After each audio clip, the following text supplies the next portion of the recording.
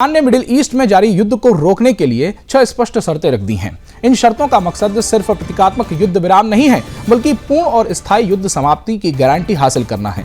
पहली शर्त यह है कि कोई अस्थायी युद्ध विराम नहीं चलेगा, बल्कि पूरी तरीके से युद्ध को समाप्त करने की गारंटी दी जानी चाहिए। दूसरी शर्त यह है कि पश्चिमी एशिया से अमेरिका के सैन्य ठिकानों को हटाने की मांग किया जा रहा है, ताकि क्षेत्र में उसकी सुरक्षा और प्रभुत्व को सुनिश्चित किया जा सके, जो कि नामुमकिन जैसा लगता है। अमेरिका इसके ऊपर राजी नहीं हो सकता है।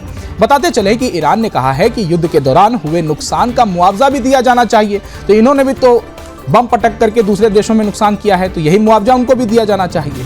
ईरान स्पष्ट कर रहा है कि पिछले संघर्षों से हुए नुकसान की भरपाई होना आवश्यक है, ताकि भविष्य में किसी तरह की असमानता या दबाव न रह सके।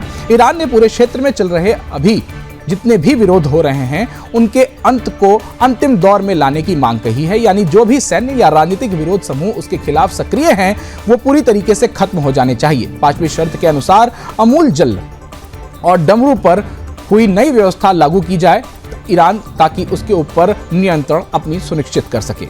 जलमार्ग और नैतिक संसाधनों पर उसका अधिकतम युद्धपोत कायम रहे। इसके अतिरिक्त ईरान ने भविष्य में किसी भी सैन्य कार्रवाई के विरुद्ध गारंटी, युद्ध से हुए नुकसान का मुआवजा, हार्मुज स्ट्रीट पर औपचारिक नियंत्रण और अपने बैलिस्टिक मिसाइल कार्यक्रम पर कोई प्रतिबंध न लगाने की मांग रख दी है।